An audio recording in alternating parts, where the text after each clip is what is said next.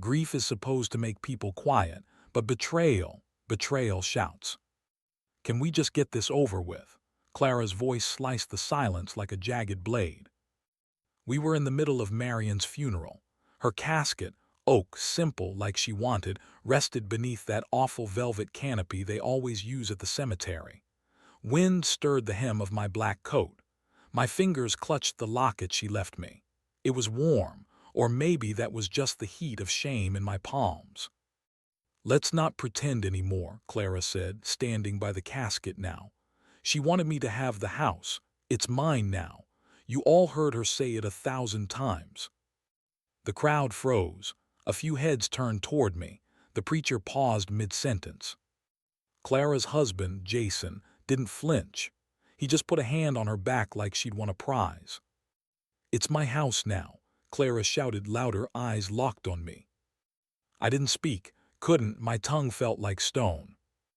A veteran's flag was folded neatly on the casket, Marianne's father, not mine. The irony wasn't lost on me. If someone's listening, don't let silence swallow your story. I stayed quiet once. That was my mistake. Back at the house I built, Clara was already barking orders. "Jason, take the bedroom inventory. We're gonna need movers." "Should I get a painter too?" he asked. "Make it look fresh for the listing." They spoke over me like I was a ghost in my own home. "Dad," Clara turned, fake sympathy on her face. "You'll be more comfortable in one of those senior communities, the ones with, like, activities and vans." I stared at the floor, wood I'd laid by hand 47 years ago. I counted the boards to stop myself from screaming.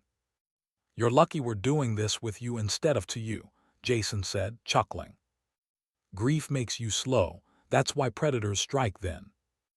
Later that evening the house emptied, silence poured in. I sat in the chapel's side pew alone, moonlight bending through stained glass. I held Marianne's locket again, opened it. Her photo was faded now, her smile worn down by time, but the warmth in her eyes still there. I whispered, "She thinks she's already won, Mare." The janitor walked through once, didn't say a word, just nodded like he knew. I reached into my coat pocket and pulled out the envelope I hadn't shown anyone. The last thing Marianne ever mailed me, from the hospital, 2 days before her stroke. On the back in her handwriting, "Use this only if Clara breaks her promise." Inside one sheet of paper, folded twice, Marianne's will. I hadn't read it, not really, just tucked it away out of fear, out of hope I'd never need it. But tonight I opened it. Clara never read the will, but I will, and I'll make sure the world does too. Footsteps echoed. Jason had come back for his keys. He didn't see me in the pew. He muttered under his breath, "Old man won't even know what hit him." My fists clenched. My heart didn't pound, it hummed. He left, I exhaled. And there, in the quiet stillness, I made my decision. I stood at the pulpit, looked down at the exact spot Clara had stood earlier. "You took your shot, Clara," I whispered, "but your mother's voice, her words, they're stronger than your greed." My hand tightened around the will. "She stole the eulogy, but I'll write the final." And as I stepped into the dark chapel aisle, Marianne's locket against my chest, I knew Clara thought she'd buried me with my wife. She hadn't read the will yet. Grief echoes loudest in a house gone hollow. No apology, no knock on the door, just the groan of the floorboards and the whisper of a home slowly dying. I wandered from room to room like a ghost. Marianne's shawl still hung on the hook near the kitchen. Her mug sat on the sill, stained with the last tea she ever made. Outside, the wind tossed dead leaves across the porch. Inside, Clara's voice had been replaced with silence, a colder punishment than any words. On the third morning, I found the curtains drawn open. That was Clara's doing. She never liked shade, said it made the house feel old. She didn't understand that old wasn't the enemy. Old was earned. Jason stood in the driveway later that afternoon, phone pressed to his ear. "Yeah, just list it," he said. "Quick sale, I don't care about staging. He's not in the picture anymore. I watched him from the living room, hidden behind the corner wall. He gestured like the house was already his. Yeah, probate's clear. She told me it's already done. No contest. A pause. Old man's basically senile. It's clean. Senile. The word struck deeper than anything Clara had screamed at the funeral. Senile meant disposable. It meant irrelevant. They count on silence, on me staying still, staying old, staying forgotten. That night, I waited for them to leave again. Probably dinner at one of those trendy downtown places they never took Marianne to. I grabbed the flashlight, the shovel, and the code, walked out into the backyard to the spot behind the shed where Marianne and I had once buried the safe. She made me promise not to trust digital records. Paper burns slower, she used to say. I dug quietly. The earth was stubborn, stiff from the cold, like it didn't want to give up secrets. The spade finally hit metal. My breath caught. I pulled the small fireproof box from the soil and brushed it off. Inside, wrapped in the same silk handkerchief Marianne had used to hold our wedding rings, was the original will, sealed, unopened. Underneath it, her journal.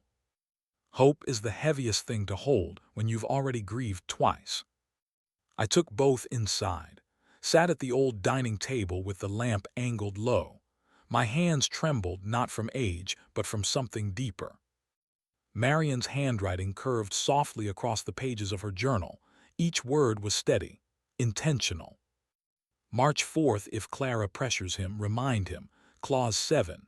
The bank won't ignore what's notarized twice. I flipped to the will, still sealed. I didn't open it yet.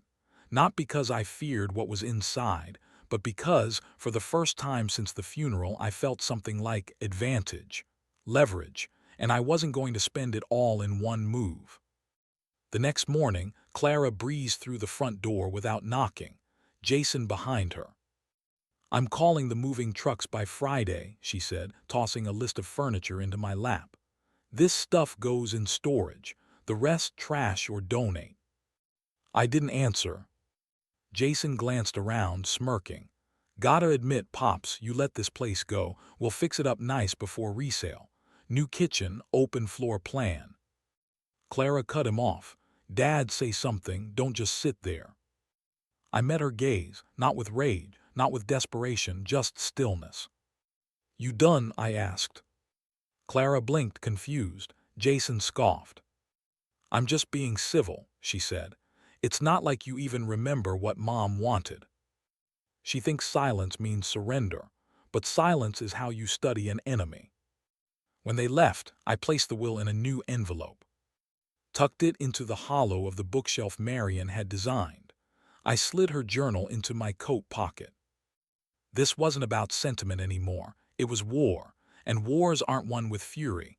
They're won with patience. The house creaked as I walked upstairs. Each board groaned like it remembered me. I stopped by the bedroom door. Marianne's perfume still lingered faintly in the wood. I held the journal against my chest. The fire they lit won't burn me down, because they forgot who built the foundation. Every betrayal leaves a paper trail, if you know where to look. The morning light sliced through the blinds like judgment. I sat at the kitchen table, old ledger open, Marianne's journal beside it, a stack of coffee-stained bank statements spread out like crime scene photos. They thought I wouldn't bother looking. They thought wrong.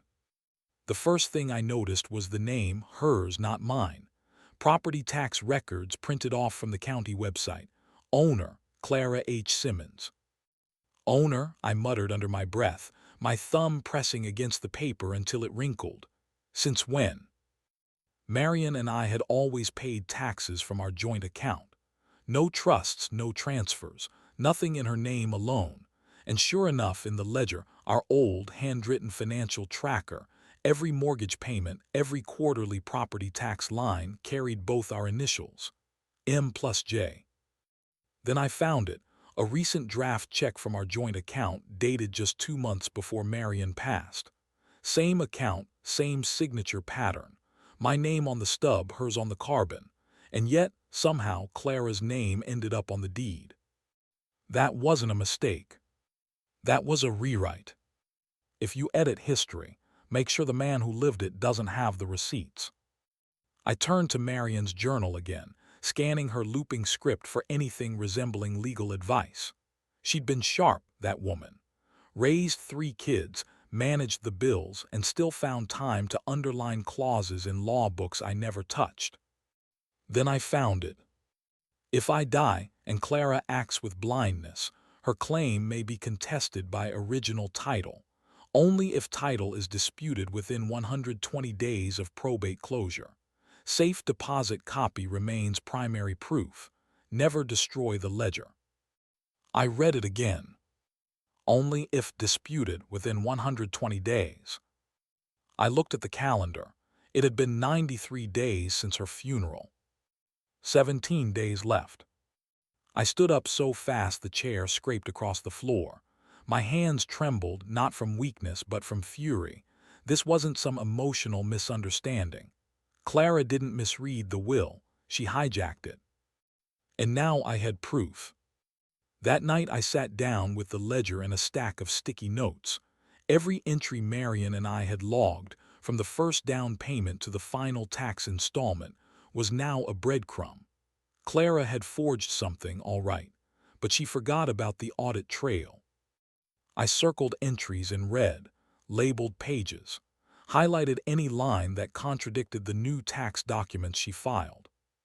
Receipts from the hardware store for repairs I paid for, insurance statements mailed to my name, even an old contractor's invoice with a handwritten note from Marianne. John paid in full, use for future appraisal. They built their lie on fresh ink. But I had the originals. The next morning, I walked into the town records office. The same clerk who'd mailed us our last tax bill sat behind the plexiglass. Need a copy of the latest title transfer on 42 Dovetail Lane, I said. She blinked, typing slowly, then her eyebrows twitched. That's, it says the owner is Clara Simmons, just her. I leaned in, and when was it transferred? Looks like April 3rd, her voice dipped, 2 weeks after your wife passed. I stared at her. And the documentation that proved that transfer. She hesitated. It's a notarized claim, no original deed on file, just an affidavit and a secondary copy submitted by a family attorney. Which attorney? I asked. She shuffled papers. Jason Quinn. Jason, Clara's husband, not a real estate attorney, just some slick-talking legal associate from a tech firm. My stomach turned. The smugness in his voice when he said I was no longer in the picture came back in sharp clarity. They didn't expect I'd look. They didn't expect I'd know where to look. Back at home, I spread everything out across the kitchen table like I was preparing for battle. Journal, bank records, receipts, county printouts, tax forms. Sam stopped by around sunset. You all right, brother? I nodded toward the table. I'm building a war chest. He raised an eyebrow, whistled low. Looks like you're loading artillery. I looked up at him. I don't need to shout. I just need the truth to speak louder than their lies. He nodded, walking over slowly. They forgot who you are, John. I looked down at Marianne's handwriting one more time. No, I said, they never bothered to learn. They tried to erase my name from the books. Now I'll write the ending myself. Some wars aren't fought with fists or bullets. They're won with memory, paper, and the right voice at the right time. I hadn't been inside Marianne's old university law office in over a decade. The carpets were still that bland gray, the kind meant to hide scuffs and time. But the woman sitting behind the desk, Alina Masters, hadn't aged the way places do. She looked up over her glasses. John, her voice was soft but sharp, I heard about Marianne, I'm sorry. I nodded. I need your help, and I think she meant for it to be you. She flipped through the folder I slid across the desk. Journal excerpts, Photocopies of the ledger, bank records, tax statements. Alina, I said quietly, my daughter forged her way into that house. Marianne left protection. She just didn't trust me to see it until it was almost too late. Alina paused at the journal. Her fingers traced the underlined passage. She always wrote like a lawyer, didn't she? She said. She wrote like someone who knew they'd be betrayed, I said. That shut us both up for a moment. You can prepare for death, but betrayal writes itself in your blind spots. I want the will contested, I said finally. She filed a fraudulent transfer. There's no deed in the record office, just Jason's affidavit, and I've got 17 days until probate closes. Alina's face hardened. That's tight, but not impossible. I've got the original deed in the safe. Marianne's signature, joint title. The bank can verify handwriting. What about witnesses? I slid a yellowed photo across the table. Marianne, me, and our neighbor Pastor Kent, from the day we signed the deed at the notary. I already called him, I said. He remembers. She leaned back. You realize what this means, John. If we win, Clara loses everything, and this goes public. You ready for that storm? I stared at her. She declared at her house before they even buried Marianne. That she did, Alina muttered. All right then. I'll draft the emergency motion to pause probate and initiate a deed authenticity review. But we'll need the physical document, not copies, originals. They're in the bank. Joint box. Only in Marianne's name, I said, but she added a clause to give me access upon her death. Alina scribbled something. We'll need a witness affidavit from the bank manager and a sealed retrieval request. We can schedule that first thing Monday. And after that, we go quiet, she said. Loud doesn't win this kind of case. Paper does. That night, I pulled the ladder from the garage and opened the attic. Boxes stacked with decades of living. I found the envelope I was looking for, labeled Safe Last Resort. Inside, the deposit box key, a notarized letter Marianne had signed in '98 giving me sole rights to retrieve contents upon her death. The letter smelled faintly like her, that lavender scent she'd always worn, even in the garden. I held it to my chest for a long time. I used to think love meant protection. Now I know it also means preparing for war, even if you hope it never comes. The next morning, I met Alina outside the bank. She was in a gray blazer, hair pinned back, calm like someone who'd done this 100 times before. I held the letter, the key, and a prayer Marianne once made. Let the truth come to light when silence fails. We stepped inside. The clerk recognized my name, then paused when she saw Alina. We're here for box 1179, Alina said, sliding the letter across the glass. The clerk read, nodded once and left. Alina turned to me. If what you say is inside that box, John, Clara and Jason are going to regret waking this storm. I stared through the glass, past the vault door, toward the steel walls beyond. They already should, I whispered. She may have left this world, but Marianne left me armed, and now the countdown begins. People think safes hold valuables, but sometimes they hold justice, sealed in steel and silence.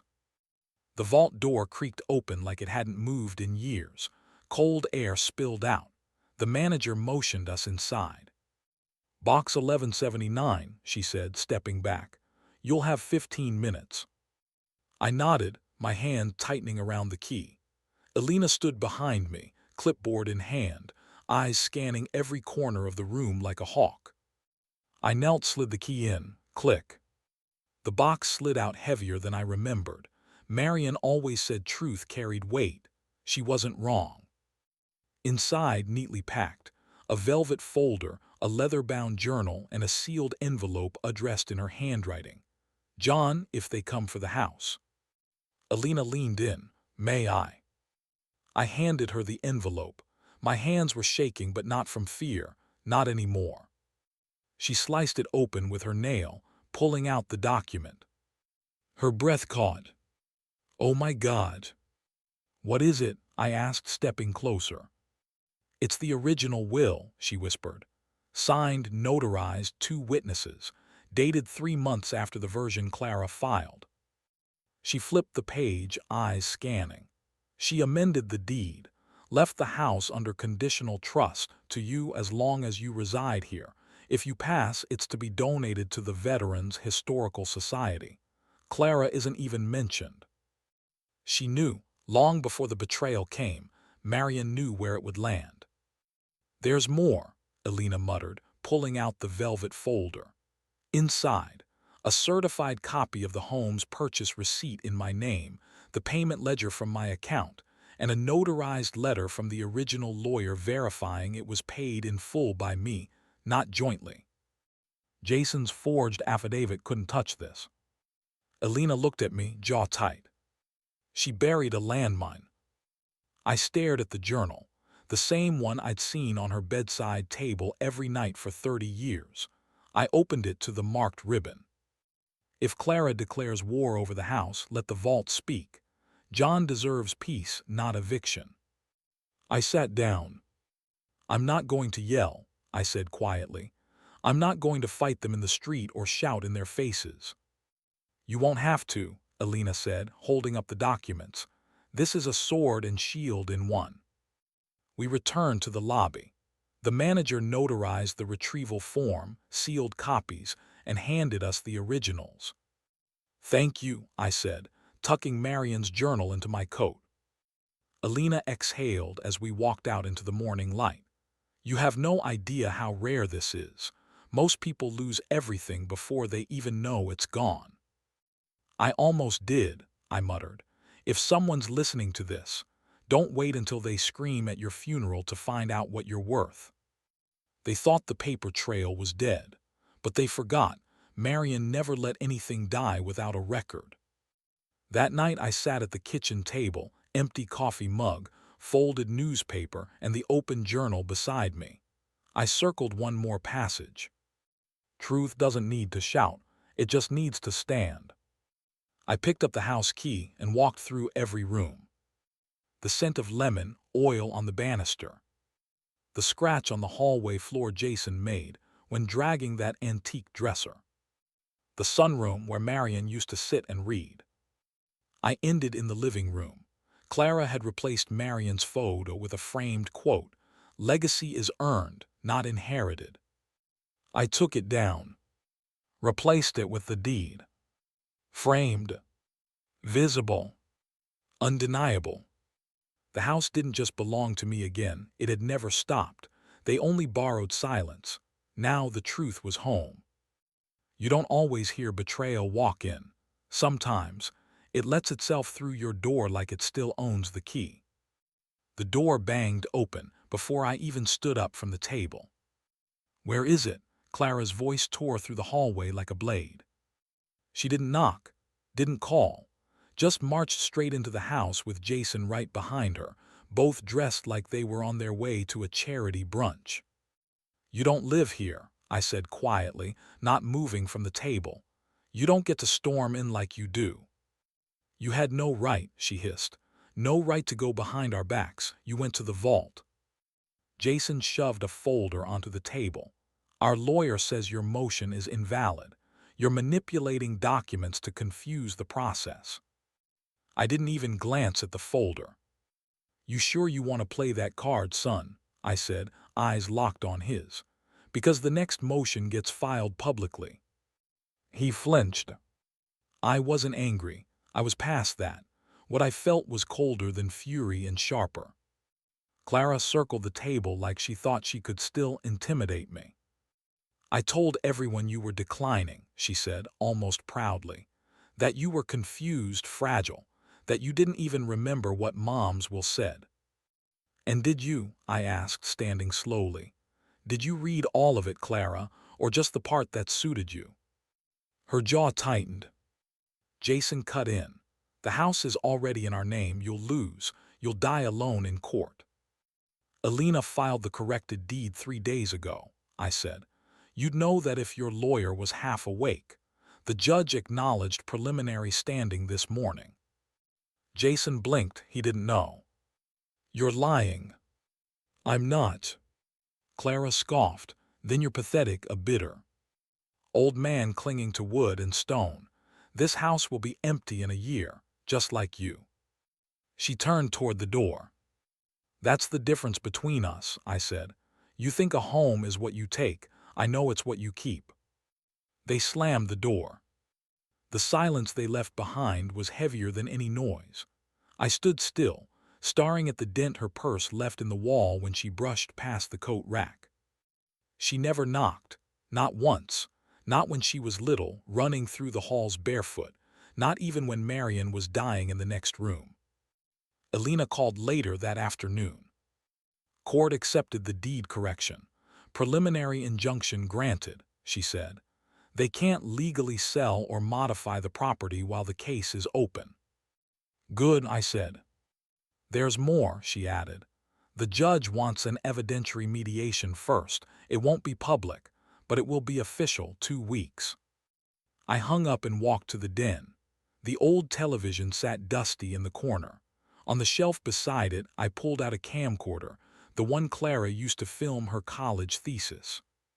I plugged it in, hit rewind. There she was, younger, smiling, walking through the very same front door she'd just screamed through. Daddy's home, she used to say. Now she wanted to erase that word from the deed. Memory is cruel. It shows you who they were, even after they've become someone else. I spent the evening labeling files. Deed copy, will, trust, ledger, journal, notarizations. Everything in order. And then I added one more. A small USB. Elena's voice on the other end. Clara left voicemails last year, one saying you wouldn't last long anyway and she'd start decorating early. I've archived them. I clicked play. So if he kicks the bucket soon, we can turn the sunroom into my art studio. I'll finally have the space. It echoed through the room like gunfire. I didn't flinch. I just added the file to the folder labeled Intent. They walked through my door today thinking they owned it, but ownership isn't noise. It's what survives the silence. Pride wears a mask. It's the first thing that cracks when the world starts to look. Did you see the paper? Mrs. Holloway asked from her porch, phone in hand like a witness card. Yeah, I said. They printed the correction. She straightened.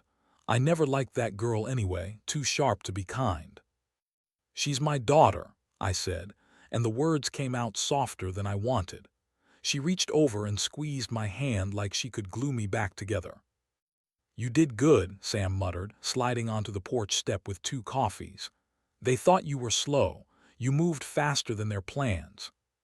Feels strange, I admitted, like walking back into a life someone else rewrote. I drank the coffee and watched the street.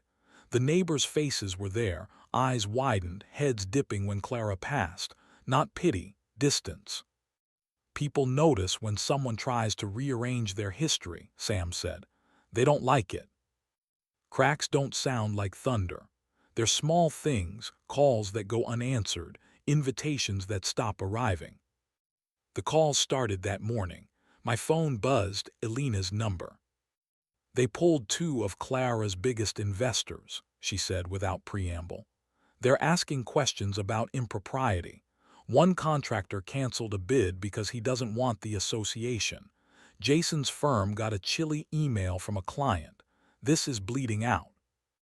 How much? I asked. Enough, she said. They're nervous.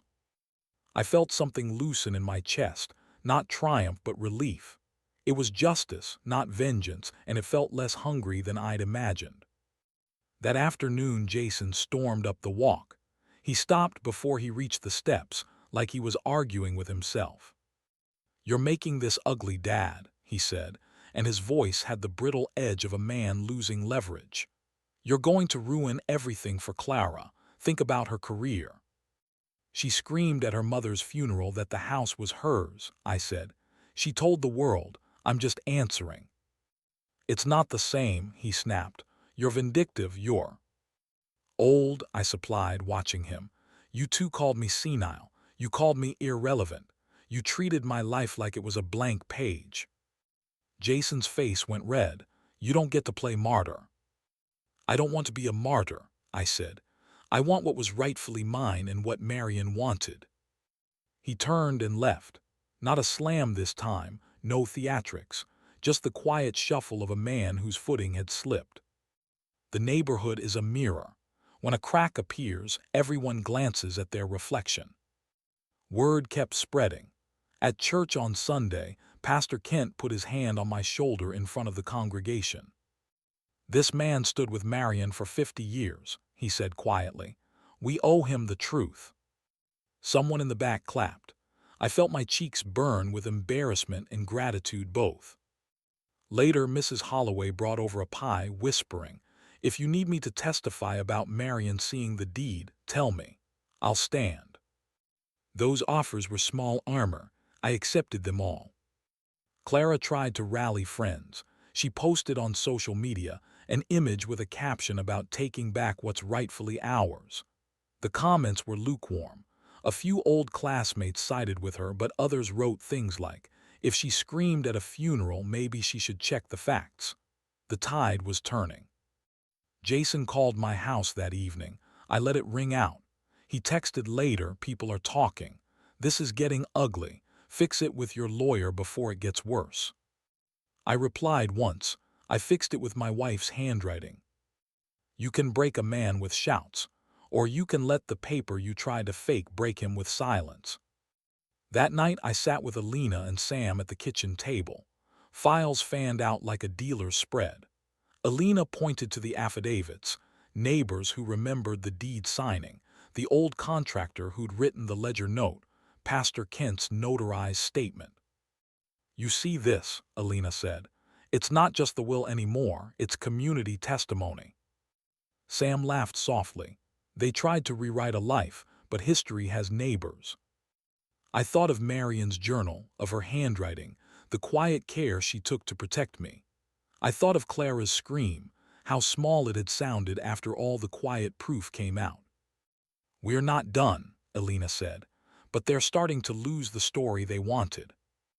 I folded my hands and felt the paper under my fingers like a map back to myself.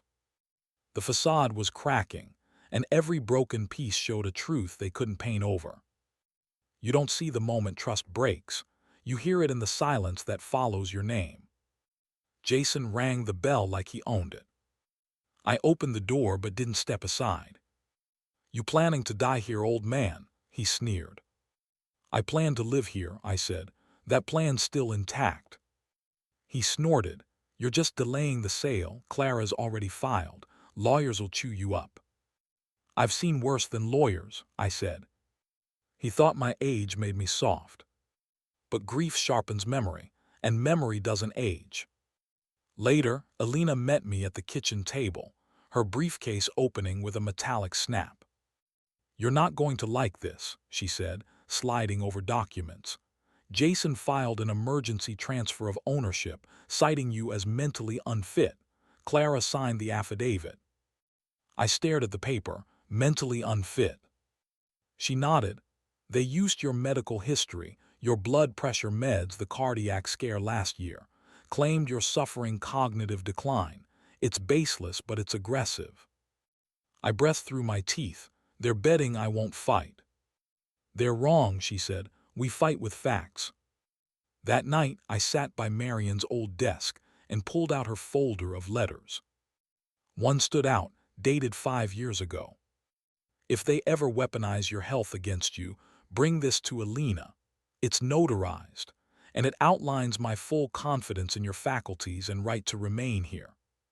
Her handwriting wasn't just neat, it was deliberate, like she knew it had to outlive both of us. My wife wrote like war was always coming, and I finally understood why. The next day, we met Jason and Clara's attorney for a mandatory pre-mediation discussion. The room smelled like dust and entitlement.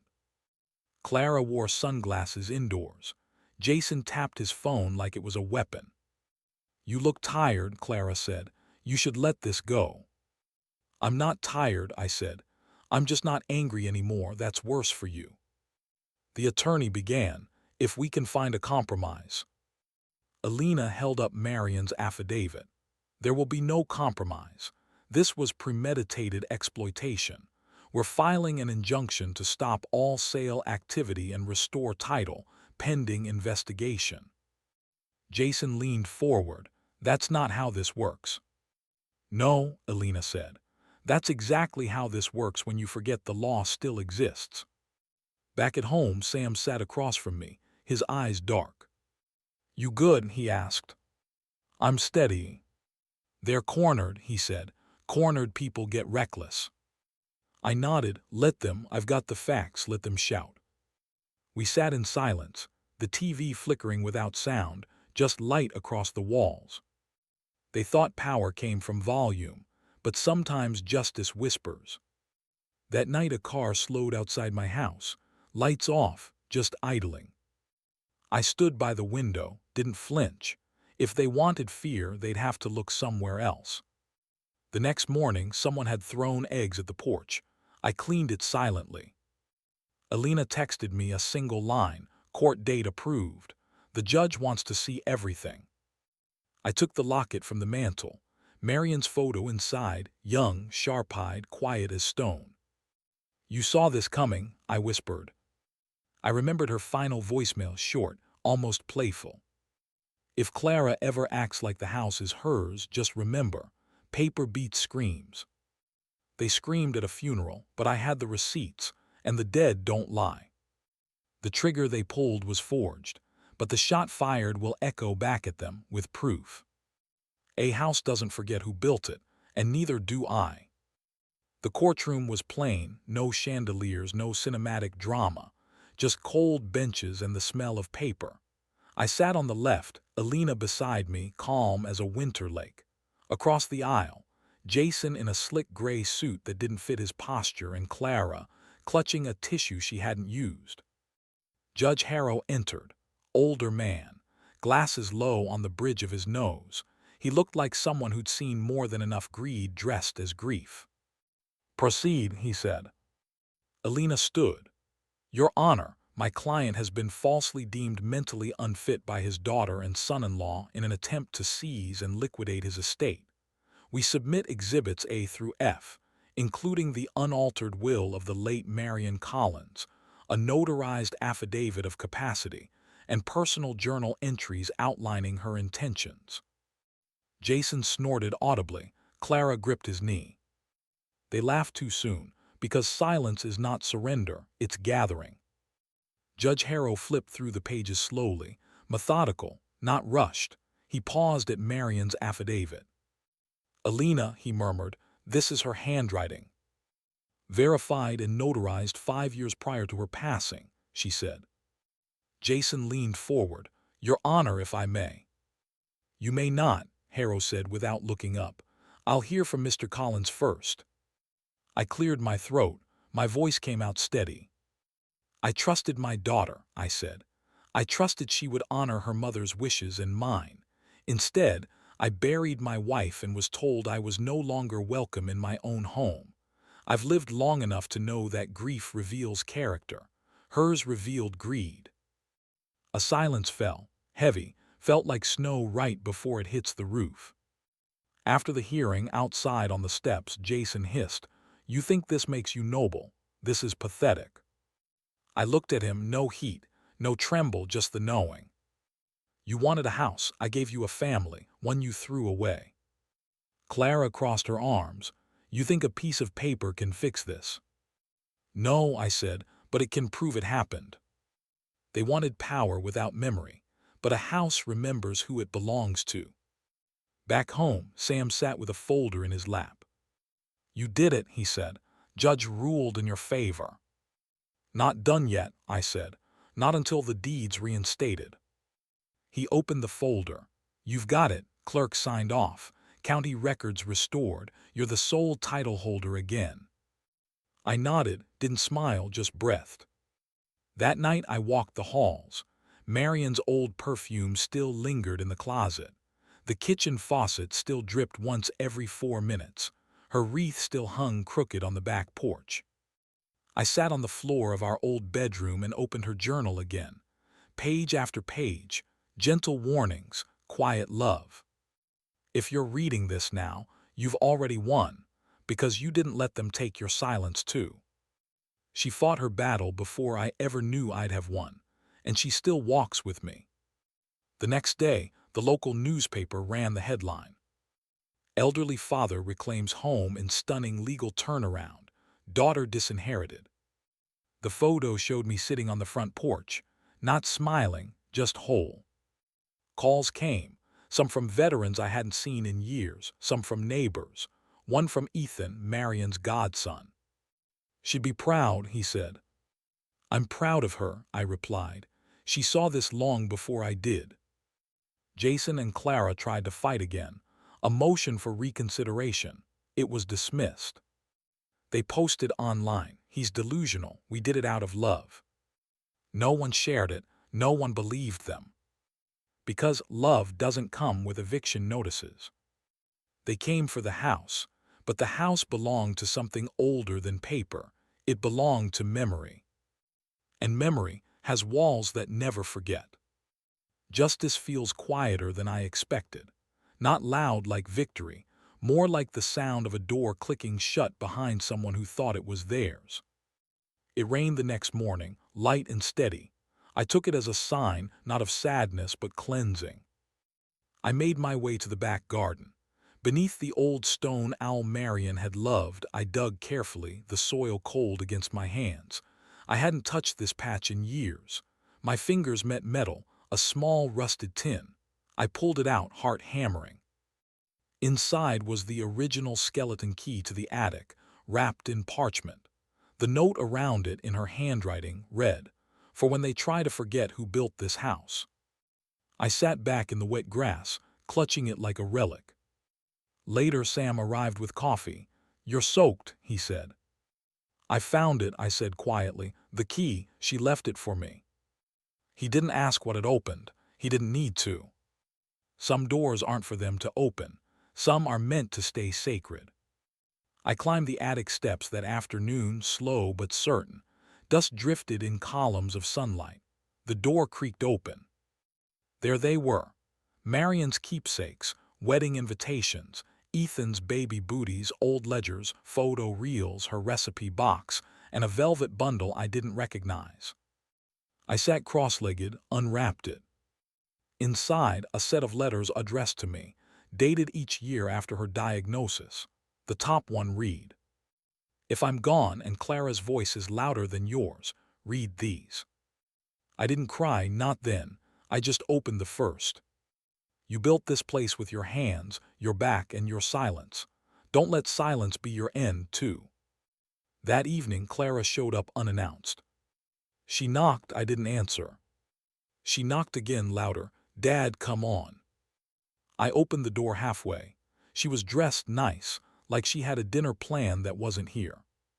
"I just came to talk," she said, trying to soften her voice. "This got out of control. Jason's furious. He says you blindsided us." "No, Clara," I said. "You did that yourselves." Her nostrils flared. "I didn't mean it at the funeral. I was upset. Grief does things to people." "And greed does worse," I said, keeping my tone flat. She looked past me toward the living room. "Can I just come in, talk, maybe look at Mom's things?" I shook my head. "You've already packed too many boxes." She blinked. "So that's it." I nodded, yes. Forgiveness isn't the same as permission, and she wanted both. That night, I reread Marianne's fourth letter. "If they come to you polished and poised, don't mistake it for repentance. The people who break you cleanly never offer glue, only pressure." The pressure was fatting now. My spine no longer curled inward with shame. I stood straighter, breath deeper. The next day, Alina brought the official documents. "The house is untouchable," she said. "They can't touch your name, your will, or your right to stay." She set them on the kitchen table. "You did everything right, quietly, powerfully." "Not alone," I said. She smiled. "She helped, didn't she?" She always does. I took the key and hung it on a hook in the hallway. Not hidden, not for show, just there, visible, permanent. Jason left a voicemail that night. You know Clara tried, she really did, but you just made this harder than it had to be. I deleted it without listening to the rest. There's no reasoning with people who mistake love for leverage. The mail came the next morning, a package from Ethan. Inside, a framed photo of Marianne in the backyard, kneeling in the dirt, her fingers planting wildflowers. A sticky note on the frame. She always said the soil knew who cared for it. I placed it on the mantel, right under the locket, right where it belonged. And for the first time in months, I locked the front door, not to keep anyone out but to keep what mattered in. People like Clara and Jason don't collapse all at once. They fray in public, one thread at a time, until there's nothing left to hide behind. It started with whispers at the town market. A woman near the produce stall muttered to another, "Isn't that Clara's father, the one she kicked out?" They didn't think I heard. I did. At the post office, the clerk leaned over, nodding solemnly as he handed me my mail. "Saw the piece in the local journal, Mr. Harwood. You did right." I hadn't written the article. Elena had quietly leaked the case record, just enough detail, just enough truth. Nothing bitter, nothing cruel, just facts. Veteran widower, fraudulent deed transfer, quiet legal correction. The story traveled faster than Clara expected. That afternoon, Sam dropped by. "You're on the front page of the Whisperer," he said, waving the local paper. I took it from him, scanned the headline. "Widower reclaims home after daughter's attempted seizure." Below it, a picture of the house, mine taken from the sidewalk, dappled in spring sunlight. I felt no pride, just stillness. "She's going to explode," I murmured. Sam gave a dry chuckle. "Let her." By evening, Clara's online posts had begun. The first was defensive. "My father's lawyer manipulated him. He doesn't know what he's doing." The second, angry. "He's weaponizing grief to steal what's mine." The third, desperate. "We were planning renovations." No one bit. Comments were sparse. A few "you should be ashamed" replies, some laughing emojis, mostly silence. Control doesn't slip. It evaporates. When no one listens, no one believes. Jason showed up at my porch the next day. No knock, just walked up like it was still theirs. "I read the article," he said, eyes sunken. "You made us look like monsters." "You did that," I replied. He stepped closer. "You've poisoned her against you." I raised an eyebrow. "You mean the same daughter who told a funeral crowd she owned my house before the will was even opened?" He opened his mouth, closed it again. "You think you've won."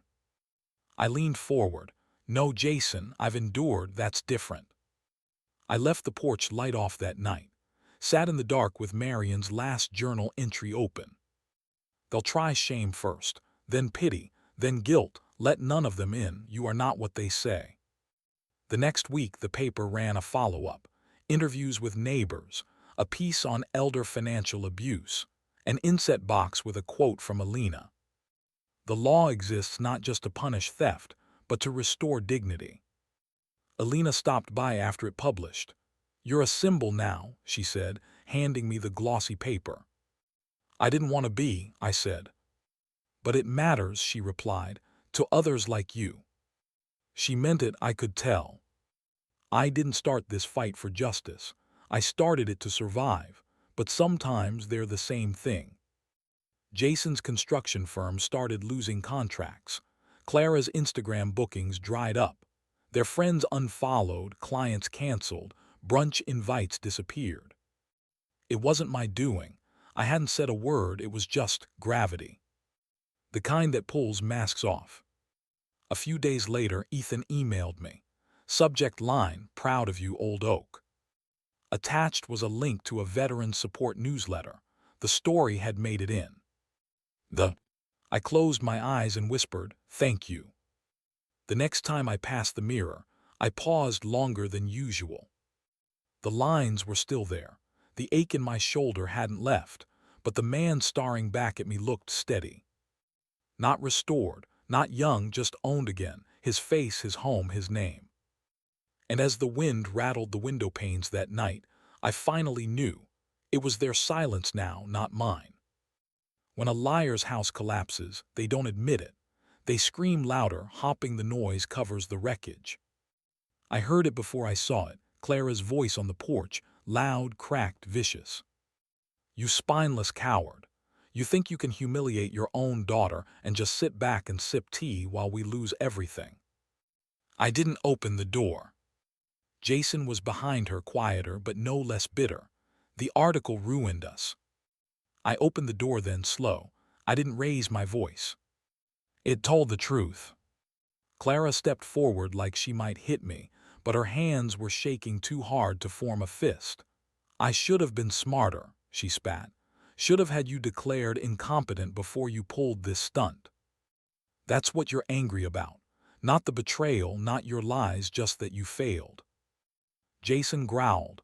You'll regret this. You think this is justice. It's revenge, elder manipulation. I stepped out and let the screen door close behind me. No, I said. It's self-defense. You broke in first. Later that day, Alina called. They're trying again. I received notice. They're alleging diminished capacity. They want an emergency hearing. I stayed quiet. She continued, we'll beat it, but it's going to get uglier before it ends. The wolves don't run when they're wounded. They get desperate. I didn't leave the house for 3 days, not out of fear, out of choice. I needed silence. I pulled Marianne's blanket over my lap and read through her old notes. Her handwriting was always steady, measured, no matter how tired. If they scream loud, it's because they're losing. Hold your breath, let them. Clara's posts turned darker. One read, gaslighting an old man is easy. Getting away with it, harder than I thought. Another, who cares if he served? War doesn't give you a free pass to ruin your kid's future. The comments section didn't agree with her. By then, the town had made up its mind. Sam came by with groceries. I hadn't asked. They're bleeding, he said, pouring coffee into the old chipped mug Marianne used to favor. And they want to drag you down with them. I won't bite, I replied. He nodded. Good, they're starving for attention now. Let 'em. The next court filing arrived 2 days later. Jason had attached a statement calling me unstable and erratic, citing hallucinations, senile episodes, and conspiratorial thinking. They even dug up my VA records, the old ones, the ones with the PTSD notations. Alina sat with me on the porch, flipping through them. This is low, even for them. I didn't speak for a long time. Then I looked at her.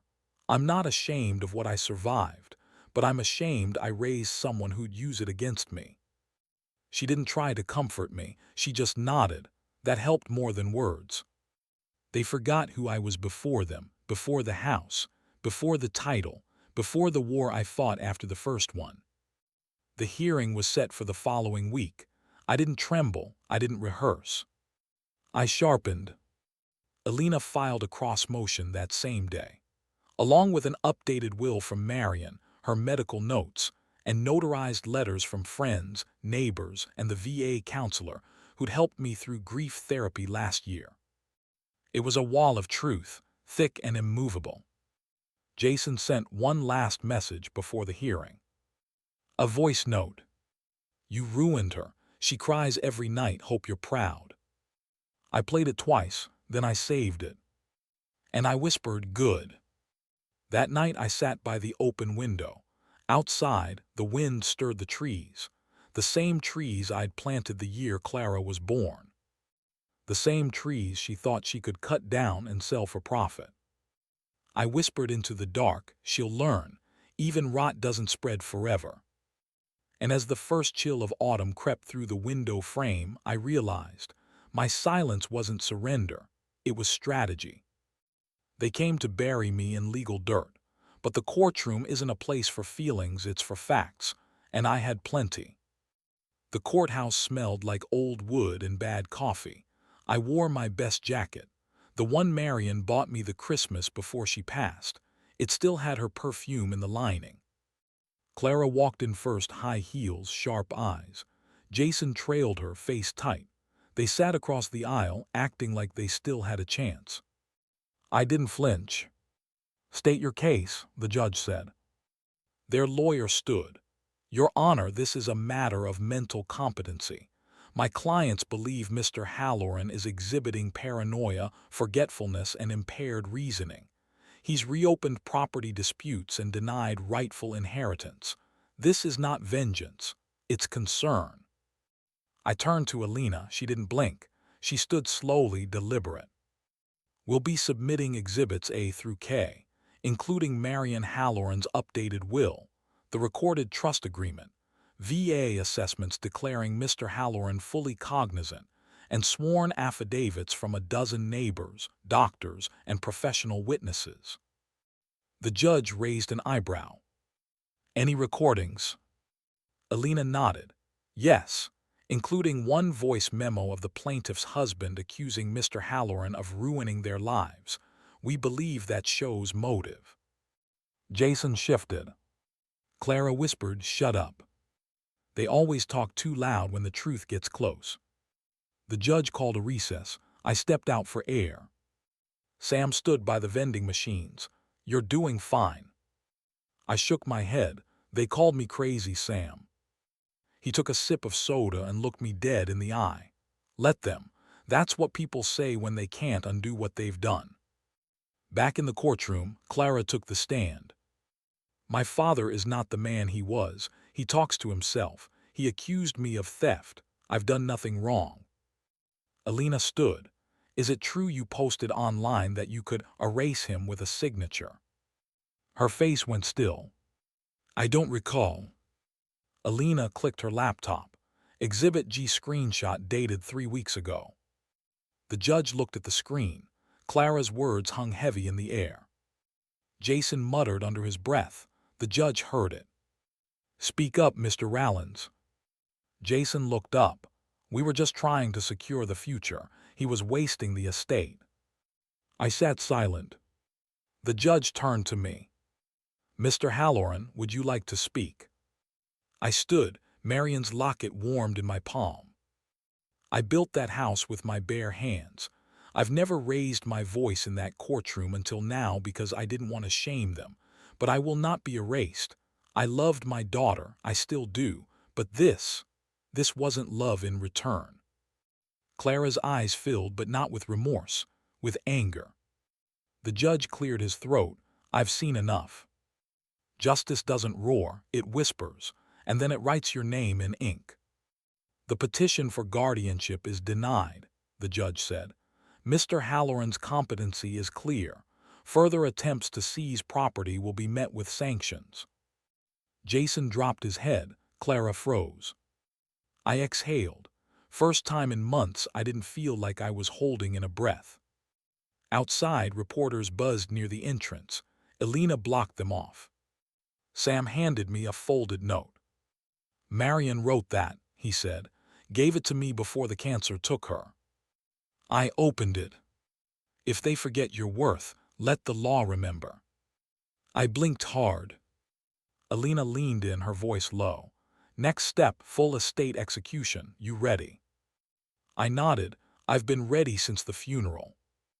And as Clara stared at me through the glass doors, I didn't see my daughter anymore, just a stranger who tried to bury a legacy and forgot I was still breathing.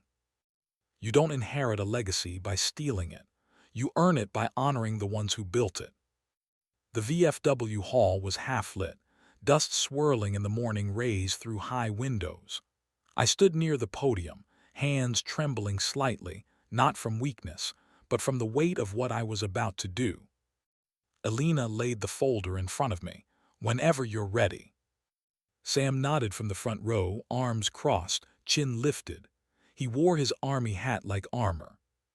Veterans, neighbors, a few church folks, maybe 20 people in all, filled the folding chairs. Clara wasn't here. Jason wouldn't dare. But their absence was louder than any protest. I opened Marianne's final amendment. "I appreciate you all coming," I said. My voice was gravel and grief. Marianne made her wishes clear, and it's time they were honored publicly, legally, and permanently. I looked down at her handwriting, still so sharp, so steady. "This amendment," I continued, "removes Clara Halloran from the will. The remaining assets, including the estate and holdings, will be transferred to the Golden Pines Veterans Fund and to a young man who was like a grandson to Marianne, Ethan Rayner." Murmurs rippled across the room. Sam nodded solemnly. "She knew what dignity meant," I said, my voice thinning. "And she knew that inheritance isn't a prize, it's a responsibility." A woman in the back stood, old, frail, Mrs. Landry, our neighbor from 2 doors down. "She used to bring me soup when I couldn't get out of bed," she said. "Your wife had more kindness in her pinky than most of this town has in its bones." I bowed my head. She wrote this amendment a month before she passed. Clara never saw it, never bothered to ask. When people hunger for your things more than your heart, they'll choke on both eventually. After the gathering, Sam and Alina helped me file the amendment with the clerk's office. Outside, beneath a peeling American flag, I lit a cigarette I'd been saving since 2009. Marianne hated them. I smoked it slow. It tasted like ash and justice. The fallout came quick. Clara posted a 6-paragraph rant on social media.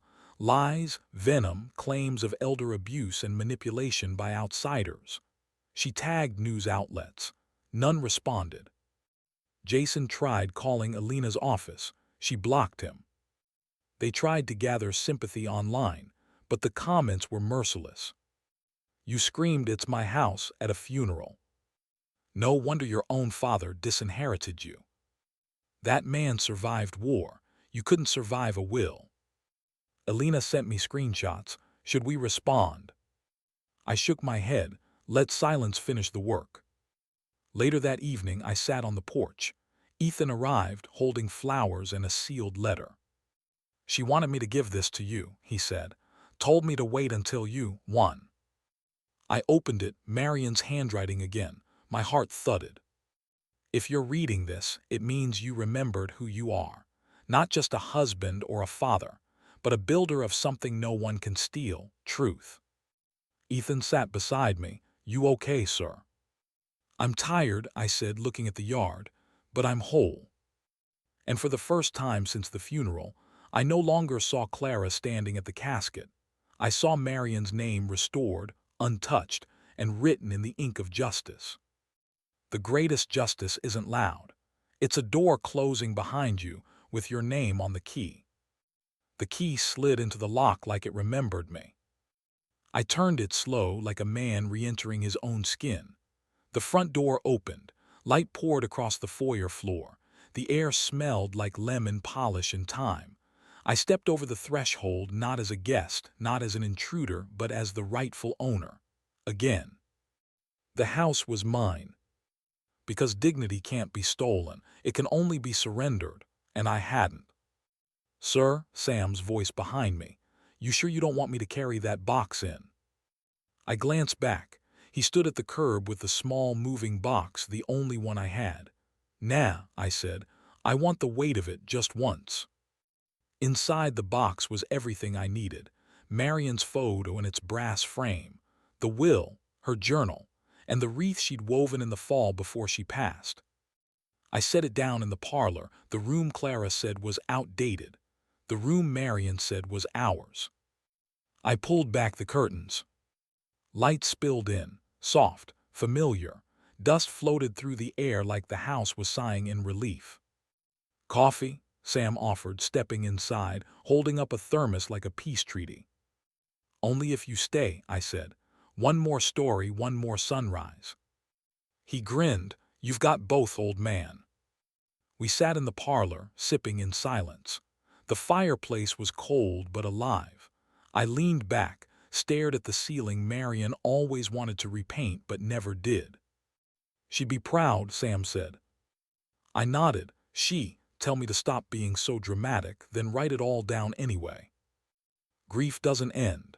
It just gets quieter, like a train you can still hear, even after it's gone around the bend. Elena arrived an hour later. She brought fresh legal copies, left them on the table. "It's over," she said. "I know." Clara signed the no-contact agreement, she added. "They're selling their condo in Charlotte. The media stopped caring 2 days ago." "Good." Elena paused. "You want to press charges for the forgery?" I shook my head. "No, let them live with what they did. That's prison enough." That night I placed the wreath on the front door, nailed it gently like Marianne would have. Then I hung the nameplate below it, brass polished clean. Halloran. The name wasn't for Clara. It was for me. For the man who built this house with his bare hands, raised his children under its roof, and buried his wife from it. Later, I found Ethan's card tucked in my mailbox. "You reminded me what integrity looks like. I won't forget. E." I smiled, folded it, and placed it inside Marianne's journal. The last page was still blank. I didn't write anything. Some stories don't need closing lines. The next morning, I stood at the window as birdsong rose across the yard. The flowers Clara planted had withered, but the tree Marianne and I planted 20 years ago, it bloomed, full, defiant. Sam knocked once, held up 2 coffees, and grinned. "I thought you might be up," he said. I never really stopped being. I shut the door behind me, slow, firm, and this time it echoed not with loss but with peace.